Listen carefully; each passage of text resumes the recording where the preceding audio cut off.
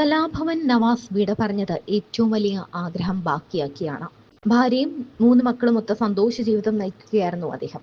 വെറും 51 വയസ്സ് മാത്രമായിരുന്നു പ്രായം. നവാസിന്റെ മകൾ കുറച്ചു നാളുകൾക്ക് മുൻപ് മാത്രമാണ് സിനിമയിലേക്ക് ചേക്കേറിയത്. മരിക്കുന്നതിന് മുൻപ് അല്ലെങ്കിൽ ജീവനോടെയുള്ള സമയത്ത് നവാസിന്റെ ഏറ്റവും വലിയ ആഗ്രഹം എന്ന് പറയുന്നത് മകളുടെ വിവാഹം തന്നെയായിരുന്നു. കലാഭവൻ നവാസിന്റെയും രഹ്നയുടെയും മകൾ അഭിനയ രംഗത്തേക്ക് എത്തി എന്ന വാർത്ത വലിയ രീതിയിലാണ് ചർച്ചയായത്. ഒരു സുന്ദരി കുട്ടി തന്നെയായിരുന്നു രഹ്നയെ പറിച്ചു വെച്ചിരിക്കുന്ന പോലെയുള്ള നവാസിന്റെയും രഹ്നയുടെയും ഈ മകൾ. കൺഫെഷൻസ് ഓഫ് എ കുക്കു എന്ന ചിത്രത്തിലെ നായികാ വേഷത്തിലൂടെയാണ് നഹ്റിൻ നവാസ് എന്ന ഈ കുട്ടി അഭിനയ വേദിയിലേക്ക് എത്തിയത്. കയ്യടികളോടെയാണ് ഈ കുട്ടിയെ എല്ലാവരും സ്വീകരിച്ചത്.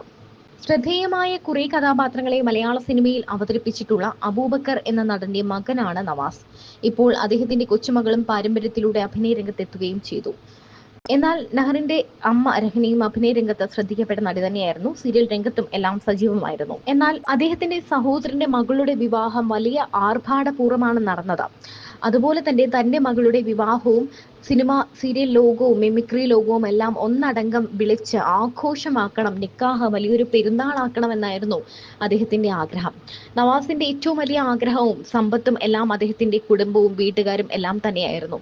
എന്നാൽ ഇപ്പോൾ അതെല്ലാം ഒരു നിമിഷം കൊണ്ടില്ലാതായിരിക്കുകയാണ്. ആ കുടുംബത്തിന്റെ നെടുന്തൂൺ എന്ന് പറയുന്നത് നവാസാണ്. എന്നാൽ അദ്ദേഹത്തിന് എന്താണ് സംഭവിച്ചത് എന്ന് ഇപ്പോഴും ആർക്കും അറിയില്ല.